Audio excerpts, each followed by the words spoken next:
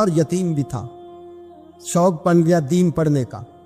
محلے دار علاقے والے کہنے لگے کہاں سے کمائے گا، نہ باپ ہے نہ ماں ہے نہ گھر ہے، کہاں سے؟ حضرت رومی کہتے ہیں نوجوان نے جنگل میں جھونپڑی لگا لی، وہاں وہ صبح مدرسے جاتا، شام کو جنگل میں رہتا، وہاں اللہ اللہ کرتا، سبق یاد کرتا۔ ایک دن بادشاہ کی بیٹی رستہ بھول گئی، جنگل میں آئی سہیلیوں کے ساتھ، باڈی گارڈ بھی ساتھ تھے، پر رستہ بھول گئی۔ کھوتی کھوتی شام ہو گئی، ایسی کھوئی کہ جب رات گہری ہو گئی تو آ کے اس نوجوان کے پاس رکی اور چلانے لگی۔ شیر کے دھاڑنے کی آواز آتی ہے، بھیڑیے کے بولنے کی آواز آتی ہے، نوجوان اکیلا، سہیلیاں بچھڑ گئیں، گارڈ بچھڑ گئے۔ کہنے لگی میں پریشان ہوں، مجھے جگہ مل جائے گی۔ نوجوان کہتا میں نے شہزادی دیکھی اور مجھے بھی پتا تھا کہ گھر ایک ہی ہے، اور آگ کو اندر سے دروازہ بھی بند کرنا پڑتا ہے، جنگل جانور بھی آ جاتے ہیں۔ کہتے میری چھوٹی سی کٹیا میں، جھونپڑی میں وہ آئی، رو کے کہنے لگی سہارا کوئی نہیں، اگر میں پیچھے نکلوں گی تو بھیڑیے کھا جائے گا۔ کہتے میں نے اسے جگہ دے دی، اکیلی عورت، چراغ جل رہا ہے، سبق یاد کر رہا ہوں۔ میرے نبی پاک نے فرمایا جہاں مرد عورت اکیلے ہو تیسرا شیطان ہوتا ہے۔ اور شہزادی، وہ بچہ کہتا ہے سبق یاد کرتا رہا ساری رات۔ وہ بچی کو کہا سو جا، پر وہ کہتی ہے نیند مجھے بھی کہاں آئی۔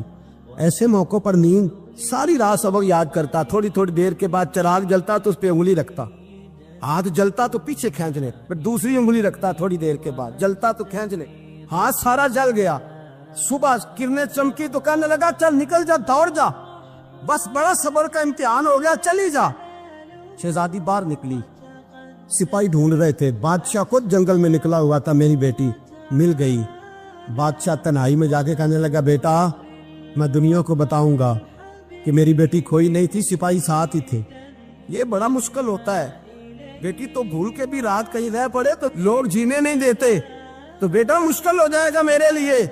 کہاں تھی؟ اس نے کہا نیک نوجوان کے پاس۔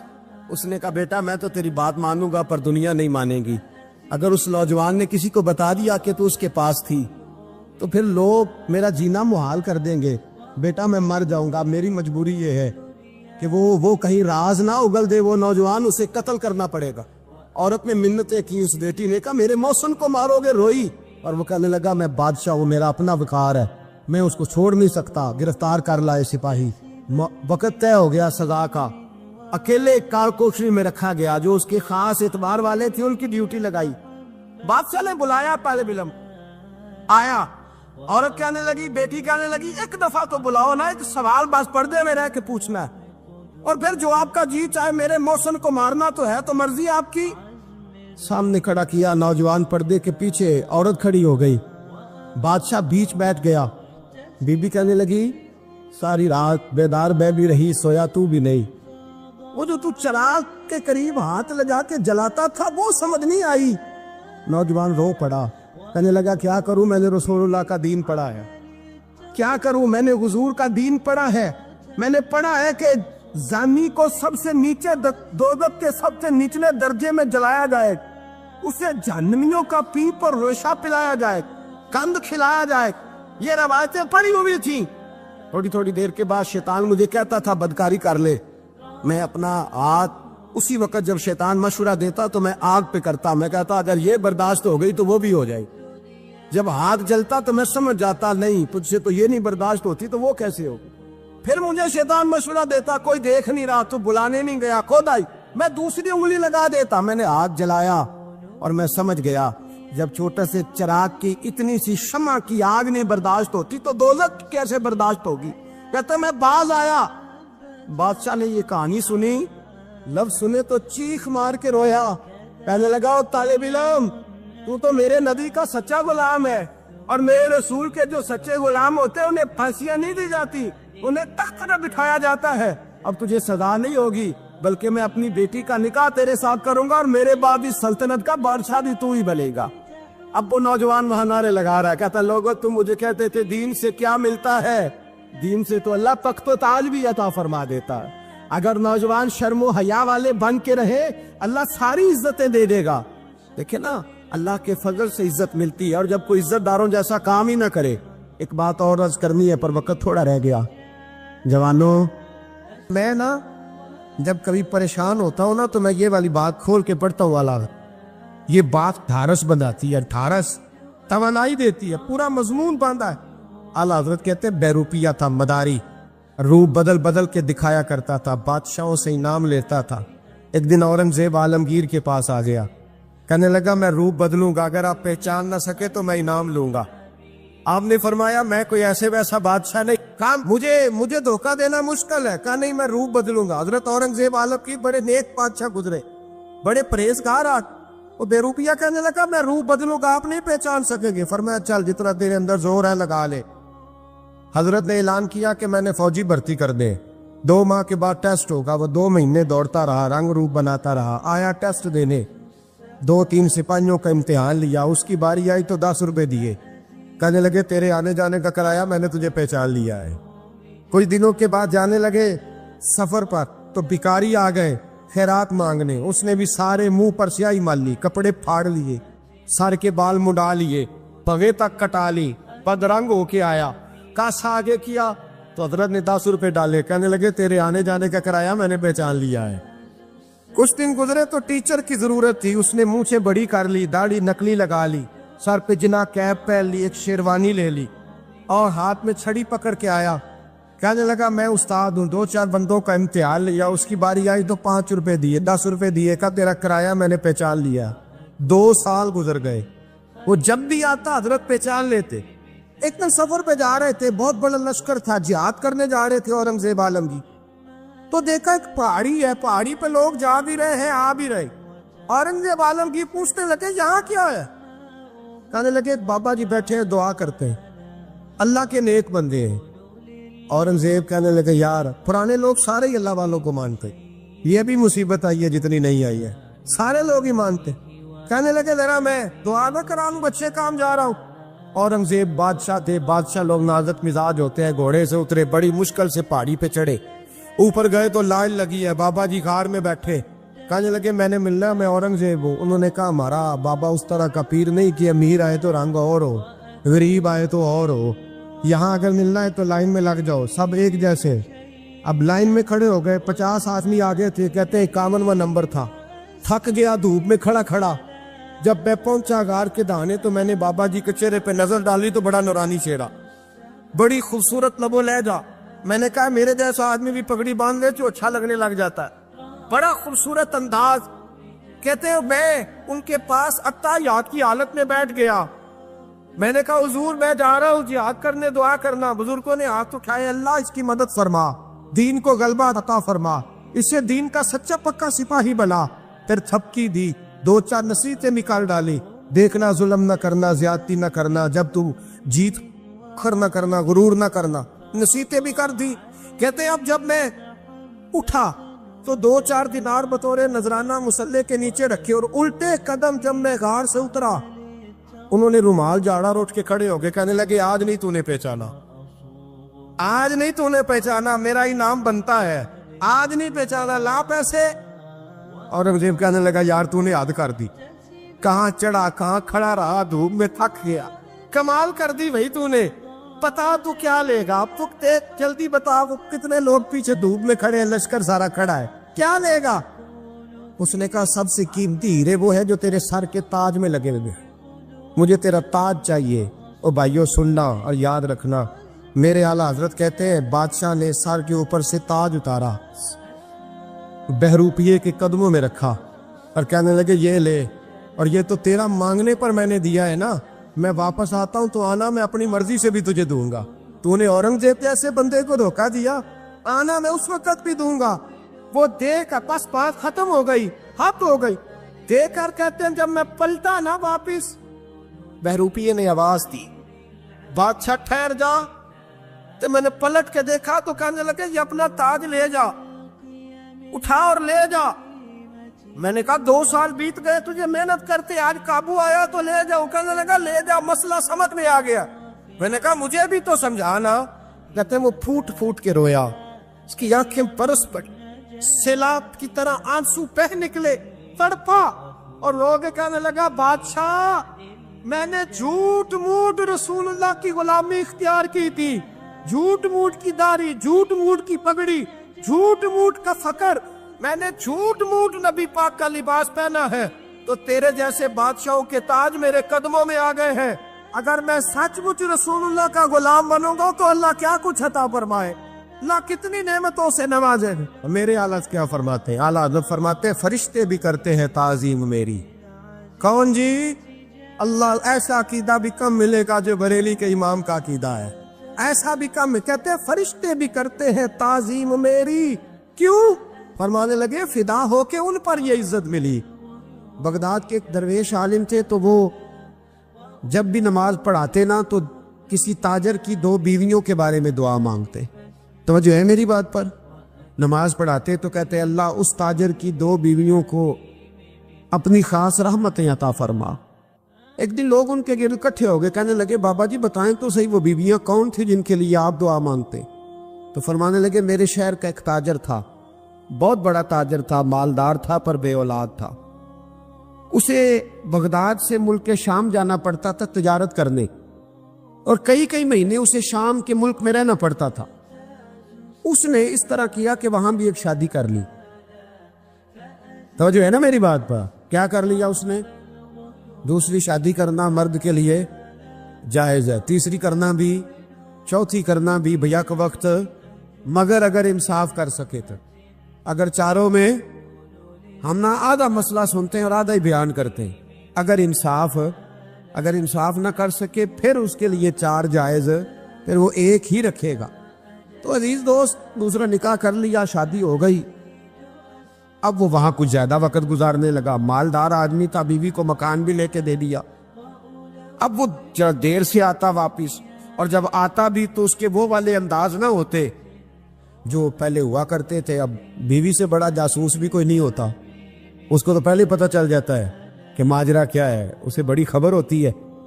तो उसने महसूस कर लिया कि बदले बदले से मेरी सरकार नजर आते।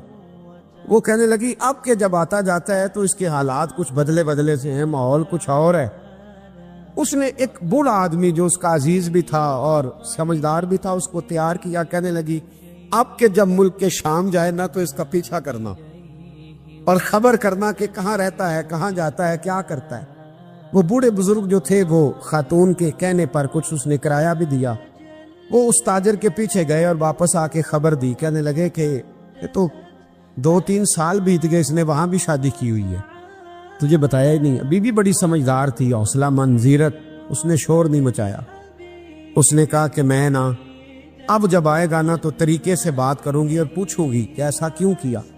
और ये भी उसने आके बताया कि अगर तेरे साथ निकाह के बाद उसे औलाद नहीं मिली तो औलाद वहां भी कोई नहीं, कि मुकम्मल तफसीलात। अब जब इस दफा खामंद आया तो आते ही वो बीमार हो गया, कमजोर होने लगा।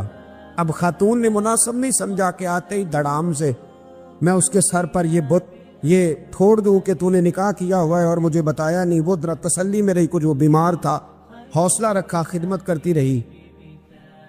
कुछ दिन गुजरे तो वो ताजर इंतकाल कर गया, फौत हो गया। अब राज खोल न सका, इद्दत गुजारी, और जब सारा माल जमा किया ना तो अशरफियों की बोरियां भर गई। सारा माल उस बीबी का, 4 बोरियों में अशरफियां, 4। यहां तो पेट का दोज़ख है, माज अल्लाह भरता ही नहीं। हाल में मजीद, हाल में मजीद। वो जो कहते थे ना कि बस बाहर चला जाऊं और बाहर मैं कुछ थोड़े से पैसे कमा के 2-3 साल में लौट आऊंगा, फिर यहाँ आके कोई कारोबार करूंगा, वो गए हैं तो वापिस नहीं आए। वो जो कहते थे ना बस मैंने इतना सा कारोबार करना है कि मकान बन जाए, उन्होंने 4 मकान भी बना लिए हैं, लेकिन ब्रेक हल में मजीद की दौड़ है। अब 4 बोरियां उस औरत ने छुपाए रखी। कोई बंदा नहीं जानता बगदाद में कि मुल्क के शाम में ताजर की दूसरी बीवी भी है। जब वो फारिग हुई तो उसने उस बूढ़े जासूस को फिर बुलाया और 2 बोरियां ऊंट पे रखी, खुद भी साथ बैठी और मुल्क के शाम गई। अल्लाह अकबर। वो बुजुर्ग कहते हैं मैं ऐसे नहीं दुआ करता। उसको जाके कहने लगी मैं अकेली वारिस नहीं हूं, आधे की वारिस तू भी है। मैं अकेली वारिस नहीं, ये तक़सीम विरासत है, आधी की वारिस तू भी है। तो रख अपने पैसे, मुझे पता है उसने निकाह किया था पर मुझे बताया नहीं था, तो रख अपने पैसे, मैं तुझे दे रही हूं, आधे तेरे हैं आधे मेरे हैं। उसने नजर उठाई तो रो पड़ी, कहने लगी नहीं अब ये सारे तेरे ही हैं। اگر تو اللہ سے ڈرتی ہے تو میں بھی رب سے ڈرتی ہوں، اگر تو مصطفیٰ کریم کا کلمہ پڑھتی ہے تو میں بھی اسی نبی کی ماننے والی ہوں۔ کہا بات کیا ہے، میرا کیوں ہے سارا؟ تو وہ خاتون کہنے لگی وہ 2 سال 3 سال سے میرے ساتھ نکاح تھا اور اس نے بتایا تھا مجھے کہ میری بیوی بھی ہے، اور میں غریب تھی تو میرے والدین کو بھی بتایا تھا کہ میری دوسری شادی ہے۔ یہ مکان اس نے مجھے لے کے دیا تھا، میرے تمام اخراجات وہ پورے کرتا تھا، نان و نفقہ کا خیال رکھتا تھا، لیکن اب کہ جب وہ آیا تو وہ بیمار تھا۔ اس نے مجھے بتایا کہ مجھے طبیب نے بتایا ہے کہ میں شدید بیمار ہوں، شاید بچ نہ سکوں۔ تو کہنے لگی وہ مجھے کئی لاکھ روپے بھی دے گیا اور جاتے دفعہ مجھے طلاق بھی دے گیا، فارغ کر گیا۔ کہنے لگا تو جہاں چاہے میرے بعد نکاح کر سکتی ہے، اور کہنے لگا میں چاہتا تھا پہلی بیوی کو بتا دوں، موقع نہیں بنا اور اس کا دل نہ ٹوٹے، بتا نہیں پایا، لہذا وہ مجھے ڈھیر سارے پیسے دے چکا ہے، سارا میرا حصہ مجھے پہلے سے دے چکا ہے۔ میری بہن اب یہ 4 بوریوں میں سے 2 میری نہیں بلکہ 4 کی 4 ہی تیری ہے، تو ہی اس کی حقدار ہے۔ تو بزرگ کہتے ہیں مجھے بتاؤ جن کے اندر اس قسم کے تقوی کی جھلک ہو ان کے لیے ہر نماز کے بعد دعا مانگنی چاہیے کہ نہیں مانگنی چاہیے؟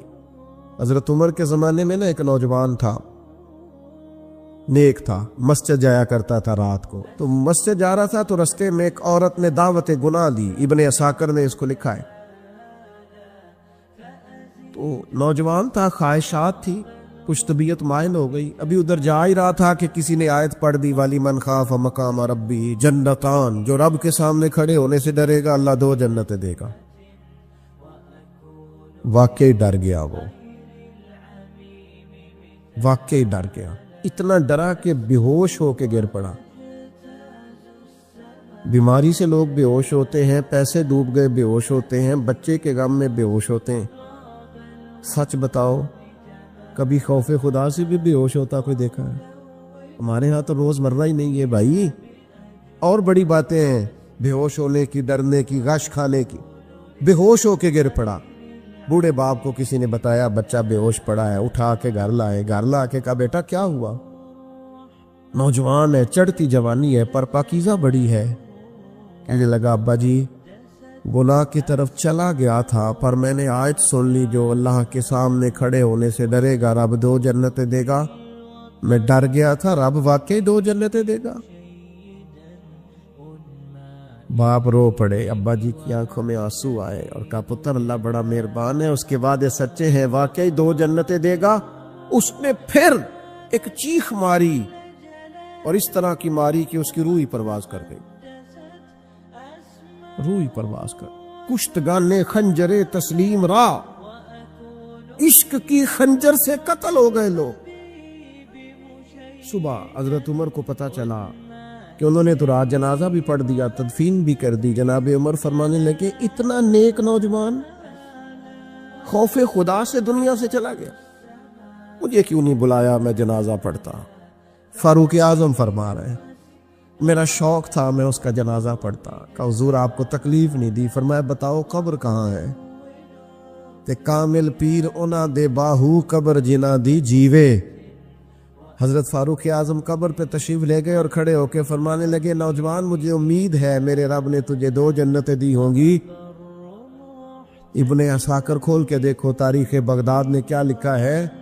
حضرت سیدنا فاروق نے فرمایا امید ہے 2 جنتیں دی ہوں گی، قبر کے اندر سے بولا کامل پیرونا دے باہو قبر جنا دی جیوے، قبر کے اندر سے بولا۔ کہنے لگا حضور امید والی بات نہیں، رب کے وعدے سچے ہیں، اس نے واقعی مجھے 2 جنتیں عطا فرمائی، 2 جنتیں دی ہیں، میں نے اپنے مالک کو راضی پایا۔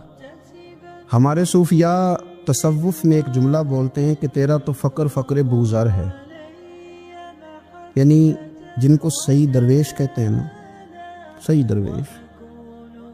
مولا علی شیر خدا رضی اللہ تعالیٰ عنہ فرمایا کرتے 2 ہی تو بندے جو رب کے رستے میں کسی شے کی پرواہ نہیں کرتے۔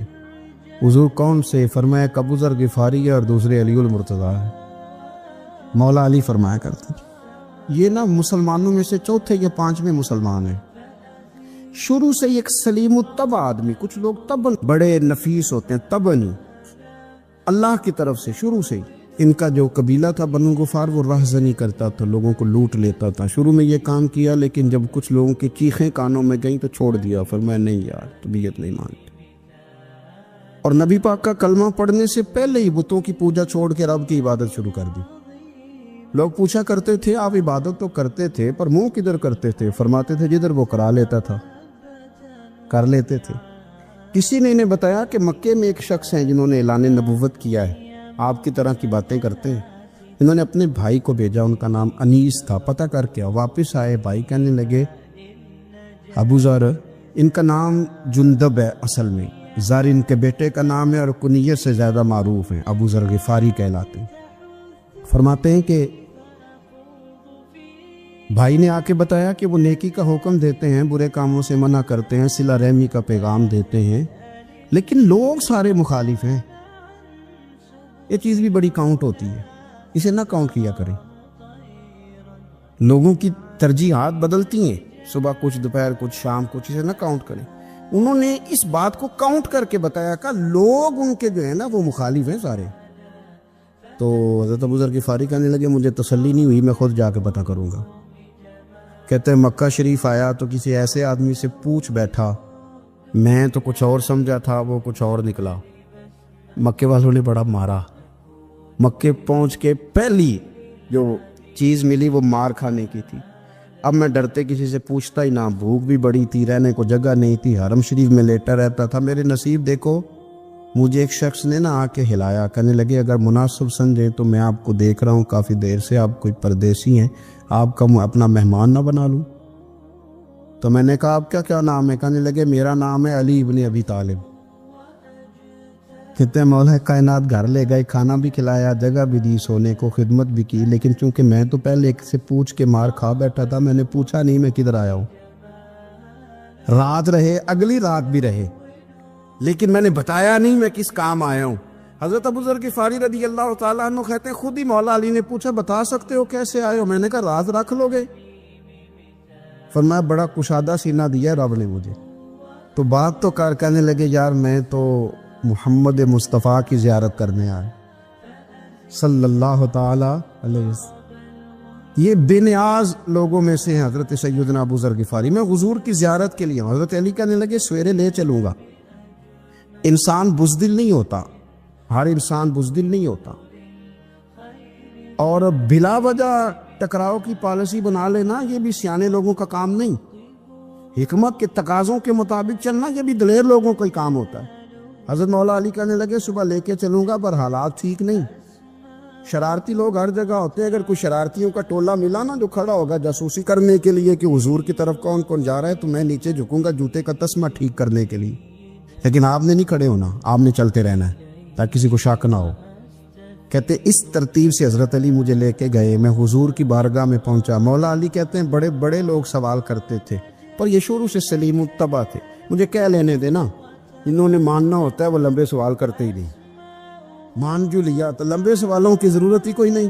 کہتے ہیں لوگ بڑے بڑے سوال کرتے تھے پر ابو ذر نے 2-3 باتیں پوچھی اور آگے جا کے کہنے لگے حضور ہاتھ بڑھائیں مجھے کلمہ پڑھائیں۔ نبی پاک صلی اللہ علیہ وسلم نے کلمہ پڑھایا، فرمایا باہر جا کے نا ابھی ذکر کرنا کہ تم مسلمان ہو گیا، یہ ماریں گے۔ عرض کی حضور انہیں مارنے دے، میں آیا بھی مار کھانے ہے، انہیں مارنے دے نا۔ پڑا فلک کو کبھی دل جلوں سے کام نہیں، دار دل بھی لکھا تھا، پڑا فلک کو کبھی دل جلوں سے کام نہیں، اور جلا کے راکھ نہ کر دوں تو داغ نام نہیں۔ ماری تو کھانے آئے ہیں، مارنے دے، کرنے دے، زور جتنا لگانا ہے لگانے دے۔ باہر جا کے اعلان کیا، مکے والوں نے مارا، اتنا مارا کہ بے ہوش ہو گئے۔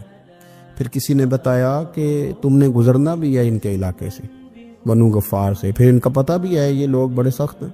پھر چھوڑا۔ تپن بڑے جلالی تھے، زاہد مزاج تھے، فرماتے تھے کہ جو تمہاری ضرورت سے زیادہ ہے وہ سارا صدقہ کرو۔ کنز کے معاملے میں ان کا رویہ یہ تھا، صرف حضرت صدیق اکبر کو کچھ نہیں کہا انہوں نے، باقی حضرت عمر جیسے آدمی کو بھی کھڑا کر کے کہہ لیتے تھے یہ مال کیوں رکھا ہوا ہے خزانے میں، بانٹتے کیوں نہیں سارا؟ اور جناب عثمان غنی رضی اللہ تعالیٰ عنہ کے ساتھ تو باقاعدہ کئی دفعہ اس موضوع پر گفتگو کی۔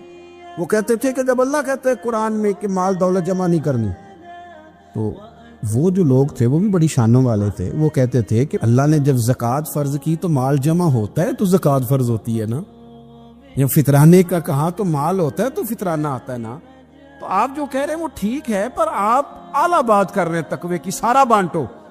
تو حضرت ابو ذر غفاری کہتے تھے چلو ٹھیک ہے تمہاری بھی بات مان لیتا، پر یہ بتاؤ مدینے والے کا اپنا طریقہ کیا ہے؟ کہا بھائی حضور کا طریقہ تو وہی ہے جو آپ بتا رہے ہیں. تو فرمانے لگے پھر اس رستے نہ چلے جو رستہ مدینے والے رسول کا ہے. اور حضور سے، نبی پاک سے عشق کرتے بڑا کھل کے. یہ صحابہ صفہ میں سے تھے. کلمے پڑھنے کے بعد چونکہ طبیعت جلالی تھی تو حضور نے بھیج دیا، فرمایا واپس جاؤ اپنے قبیلے میں تبلیغ کرو. واپس گئے، بھائی کو مسلمان کیا، والدہ کو مسلمان کیا، قبیلہ سارا مسلمان کیا، وہیں رہے.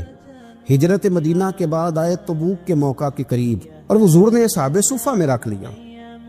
نوکری کرتے مدینے والے رسول کی، دلیر آدمی تھے، بڑا قبیلہ تھا، پر ڈیوٹی کرتے، ڈیوٹی خدمت کرتے. ایک بیٹا تھا زار اس کا نام تھا، اس کی ڈیوٹی لگائی تم نے میرے نبی پاک کے اونٹ چرانے. ڈاکو آئے تو صاحبزادہ اونٹوں کی، اونٹنیوں کی حفاظت کرتے شہید ہو گیا. اور یہ انوکھا بندہ ہے جس نے شرط لگائی تھی کہ میں نے کالی سیاہ رنگ کی عورت سے شادی کرنی. انوکھا بندہ ہے. ایک بیٹی تھی، ایک بیٹا، بیٹا شہید ہو گیا. بیوی سے کہا تم نے نبی پاک کے گھر میں خدمت کرنی ہے، حضور کے گھر والوں، اور میں نبی پاک کی نوکری کروں گا. حضور کی خدمت کرتے، ہر وقت خدمت میں رہتے. اور حضور جب آتے نا، صحابہ صفہ میں یہ شامل تھے جو لوگ دین سیکھتے. حضور جب آتے تو سب سے پہلے آ کے حضرت ابو ذر غفاری کا پوچھتے، بلائیں. اور جب بات کرتے حضور تو بار بار ان کو مخاطب کر کے بات کرتے. حضرت ابو ذر غفاری رضی اللہ تعالیٰ عنہ کا نبی پاک سے اتنا پیار کہ ہماری بھی مشکل حل کر دی. ابو داؤد شریف میں موجود ہے. ایک دن کہنے لگا یا رسول اللہ صلی اللہ علیہ وسلم، اگر کوئی بندہ کسی سے پیار بڑا ہی کرے پر اس جیسے عمل نہ کر سکے، کوشش کرے کرنا. لوگ ہمیں کہتے ہیں نا کہ پیار بڑا، عمل بھی تو کرو نا. بھی کرنا چاہیے، پر انسان ہے نا، غلطی بھی تو ہو ہی جاتی ہے. اب ہم عمل نہیں کر سکتے تو تم ہمیں پیار بھی نہیں کرنے دو گے؟ مہربانی کرو، پیار تو کرنے دو نا. حضرت ابو ذر غفاری نے کہا، ابو داؤد شریف میں موجود ہے، یا رسول اللہ صلی اللہ تعالی علیہ وآلہ وسلم، حضور پیار بڑا کرے پر ان جیسے عمل نہ کرے تو حکم کیا ہے؟ تو حضور نے فرمایا پیار سچا کرے، اللہ قیامت کے دن جس سے محبت کرے گا نا اس کے ساتھ ہی دونوں کو اکٹھا فرما دے گا. تو حضرت ابو ذر نے فوراً کہا، حضور پھر مجھے آپ سے بھی بڑا پیار ہے، رب سے بھی بڑا پیار ہے. فرمایا فکر نہ کرنا، جنت میں اکٹھے ہی جائیں گے. اتنی محبت رسول پاک کی ذات کے ساتھ. حضور کی نوکری کرنا. ایک دن خدمت کرتے کرتے سو گئے. حضور مسجد میں آئے پتہ کرنے کہ ابو ذر آرام کر رہا ہے. یہ بھی مزہ ہوتا ہے، خیال رکھنا اپنے درویشوں کا، کیا کھایا کیا پیا، کہاں سوئے. حضور رات کو آئے، یہ سوئے ہوئے. فرماتے ہیں حضور نے میرا انگوٹھا ہلایا، میں اٹھ کے بیٹھ گیا. حضور بھی میرے پاس بیٹھ گئے. اور میں ابو ذر بڑا پیار کرتے ہو، سونے آپ کو پتہ ہی ہے. کہا یار تو بڑی نوکری کرتا ہے، ایک دن وہ بھی آئے گا جس دن تجھے میری مسجد اور میرے شہر سے جانا پڑے گا، پھر کیا کرو گے؟ تو عرض کی حضور کسی کی طاقت ہے مجھے آپ کے شہر سے نکالے؟ میں تلوار نکال لوں گا. نبی پاک نے فرمایا تلوار نہ نکالنا، جہاں تمہیں بھیجا جائے چپ کر کے چلے جانا. حضور کب تک؟ فرمایا جب تک اللہ تیری اور میری ملاقات نہیں کرا دیتا، یعنی وصال تک. یہ واحد شخص ہیں کہ حضور کے وصال ظاہری کا وقت آ گیا تو فرمایا کوئی میرے ابو ذر کو بلاؤ. جب یہ آئے تو حضور لیٹے ہوئے تھے، یہ جھکے نبی پاک کی طرف، حضور میں حاضر ہو تو حضور نے پکڑ کے سینے کے ساتھ لگا لیا.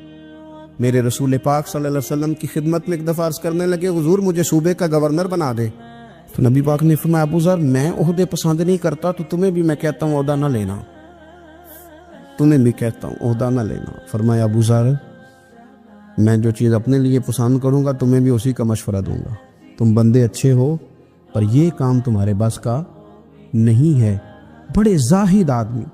میرے رسول کریم صلی اللہ تعالی علیہ وآلہ وسلم ان کے بارے میں فرمایا جس طرح نبیوں میں حضرت عیسیٰ علیہ السلام ہوئے.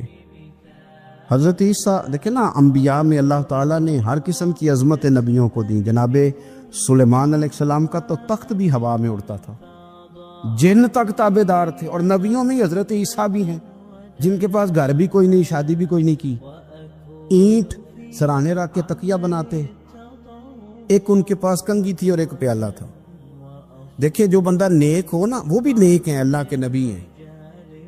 آپ اپنا تقوی مسلط نہیں کریں گے, جو وہ کر رہے ہیں وہ بھی مخلص ہو کے کر رہے ہیں.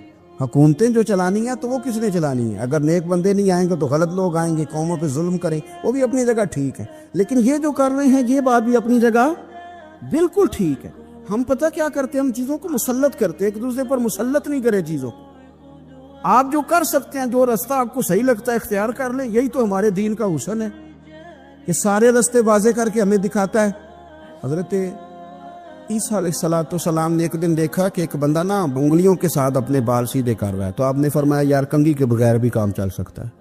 کنگھی بھی خیرات کر دی. دیکھا ایک بندہ ہاتھ کا تکیہ بنا کے لیٹا ہے, تو فرمایا اینٹ بھی دے دو, کسی کے کام آ جائے. ایک دن دیکھا کہ ایک بندہ نا یوں چلو میں پانی پی رہا ہے, فرمایا پیالہ بھی رہنے دو, اس کے بغیر بھی کام چل ہی جاتا ہے. جناب عیسیٰ کا یہ زہد تھا. میرے نبی پاک علیہ السلام نے فرمایا جس نے جناب عیسیٰ کا زہد دیکھنا ہو وہ میرے ابو ذر غفاری کو دیکھے. ان کو دیکھے, یہ دنیا میں جناب عیسیٰ کے زہد کے مطابق چلتے پھرتے ہیں. ساری زندگی دولت کو, مال کو پسند نہیں کیا. جہاں رہتے تھے ایک گورنر صاحب نے 300 دینار تحفے میں بھیجے. ایک ہوتا ہے نا بندہ کہتا ہے نہیں ضرورت نہیں. اور حضور سید عالم صلی اللہ علیہ وسلم نے حضرت عمر سے فرمایا تھا جو خود بخود آ جائے وہ قبول کر لو اللہ کی طرف سے. لیکن ان کا رنگ فقیری والا تھا اور تھوڑا انوکھا تھا. 300 دینار آئے تو فرمانے لگے اسے جا کے کہو تمہیں کوئی اور بندہ نہیں ملا دھوکہ دینے کے لیے, میرے گھر ہی مال بھیج دیا ہے. فرمانے لگے میرے پاس گدھا ہے سواری کرنے کے لیے, میرے پاس بکریاں ہیں دودھ پینے کے لیے, میرے پاس ایک چادر اضافی ہے سامان میں سے, میں تو ڈرتا ہوں کہ رب کہیں اس چادر کے بارے میں سوال نہ پوچھ لے, اور تم ہو کہ میرے پاس یہ لے کے آئے ہو.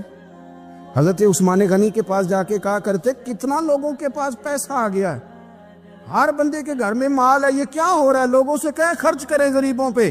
عثمان غنی فرمانے لگے تمہیں تو خوش ہونا چاہیے کہ میرے دور میں لوگ خوشحال ہو گئے. آپ فرمانے لگے نہیں, وہ والا رنگ زیادہ بہتر ہے جو مدینے والے نے اختیار فرمایا, کیونکہ کچا رنگ للاری والا چڑھدا تے لیندا رہندا عشق تیرے دا رنگ محمد, جدوں چڑھ جائے پھر نہیں لیندا. آپ کی طبیعت کے اندر دولت سے بیزاری. حضرت ابو درداء, حضرت ابو موسیٰ اشعری, حضرت ابو ہریرہ رضی اللہ تعالی عنہ, یہ سمجھ لیں ان کے کلاس فیلو تھے, ان کے ساتھ پڑھا تھا انہوں نے. حضرت ابو ذر غفاری ان پر بھی جلال کرتے. آپ یقین کریں کہ طبیعت نا ایسے کیف میں آ گئی ان کو پڑھ کے. ان کو پڑھا جب کچھ دنوں سے تو کچھ انوکھا, یہ انوکھی وجہ ہے, سارے زمانے سے نرالے ہیں. یہ بندے کون سی بستی کے یار اب رہنے والے ہیں, یہ کس طرح کے لوگ ہیں, کیا سوچ ہے. حضرت ابو درداء رضی اللہ تعالیٰ عنہ کے گھر کے قریب سے گزرے تو حضرت ابو درداء مکان بنا رہے تھے. کیا جملہ کہا, تڑپ گئی روح. فرمانے لگے ابو درداء تجھ سے مجھے یہ امید نہیں تھی یار. فرمایا کیا ہوا؟ فرمانے لگے اب تیرا مکان بنانے کے لیے بھی اللہ کے بندوں کی پشتوں پر اینٹیں رکھی جائیں گی. تیرا مکان بنانے کے لیے رب کے بندوں کی پشتوں پر اینٹیں تیرے لیے. حضرت ابو درداء نے گردن جھکا لی. فرمایا یار جہاں تو ہے نا تو بالکل ہی ٹھیک کہتا ہے. کیوں؟ میرے نبی پاک صلی اللہ علیہ وسلم نے فرمایا اس زمین کے اوپر اور آسمان کے نیچے ابو ذر غفاری سے سچا بندہ کوئی نہیں, ان سے زیادہ سچا کوئی نہیں. فرمایا تو ٹھیک کہتا ہے یار, صحیح کہتا. حضرت ابو موسیٰ اشعری رضی اللہ تعالیٰ عنہ کو گورنر بنا دیا گیا عراق کا. اب حضرت ابو موسیٰ اشعری صحابہ میں ایک بڑے جلیل القدر صحابی ہے, اور ان کی عظمتیں, رفعتیں, بلندیاں کیا کہنا, بڑی گہری دوستی تھی. لیکن جب وہ گورنر بن گئے نا تو آپ نے فرمایا بس بھئی اب تو نے عہدہ لے لیا ہے, یہ بندے کو ٹھیک نہیں رہنے دیتی تھی, اب تو عہدے میں چلا گیا. بڑی مدت کے بعد ملاقات ہوئی حضرت ابو موسیٰ اشعری کے ساتھ. وہ دوڑ کے آئے حضرت ابو ذر غفاری کے گلے ملنے, میرا بھائی میرا بھائی. فرمایا پیچھے ہٹ جا, میں نہیں تیرا بھائی, تو گورنر ہے, میں غریب آدمی ہوں, اپنا کام کر. پھر دوڑ کے آئے. فرمایا ابو ذر تو میرا بھائی ہے یار, اکٹھے پڑھتے تھے حضور. فرمایا نہیں جا, تو نہیں میرا بھائی. پھر آئے. جانتے تھے نا یہ سچا بندہ ہے, یہ سچا بندہ ہے, یہ تقریروں والا نہیں, صرف وعظوں والا نہیں, اس کے اندر بھی بڑی سچائی ہے. قریب آئے، آ کے کہا یار تو میرا بھائی ہے، میرے سینے لاگ۔ فرمانے لگے تو تیسری بار آیا ہے، مومن ہے، میں منہ نہیں موڑ سکتا، پر پہلے مجھے بتا گورنر بننے کے بعد تو نے مکان کتنے بنائے، باغ کتنے لگائے، چکیاں کتنی لگائی، کتنے تو نے چیزیں بنائی ہیں، پہلے بتا۔ تو ابو موسیٰ اشعری نے ان کا ہاتھ پکڑا، رونے لگے، کہنے لگے جس محبوب سے تو نے تربیت لی ہے میں بھی انہی کا نوکر ہوں، جن کپڑوں میں میں عراق گیا تھا میرے آج بھی وہی ہیں یار۔ کیا بات کرتا ہے تو میرے وہی ہیں، مجھے بتا اگر یہ عہدے خدمت کے ہم نہیں لیں گے تو پھر کیا ظالموں کو دیں گے، غیروں کو دیں گے؟ نہ کر، کچھ نہیں بنایا۔ حضرت سیدنا ابو موسیٰ اشعری رضی اللہ تعالیٰ عنہ روئے، اور جب کہا نا کوئی شے نہیں میرے پاس، تو فرمایا اچھا چل آ جا، پھر سینے لگ جا، تو واقعی میرا بھائی ہے۔ پھر حضرت ابو ذر غفاری نے محبت فرمائی، وہ درویشی، وہ فقیری، وہ سادگی، وہ نورانیت، وہ دل کے ساتھ اندر۔ ہمارے تو بہت سارے لوگ ہیں جو کہتے ہو کہاں لے جانا ہے مال، کیا ضرورت ہے مال کی، ہر وقت مال کی مخالفت کرتے، لیکن دل ان کا کہتا ہے کہ آئے صحیح، کسی طریقے سے پہنچے صحیح۔ حضور نے فرمایا بعض لوگوں کی زبانیں شہد سے زیادہ میٹھی، دل بھیڑیے سے زیادہ خطرناک۔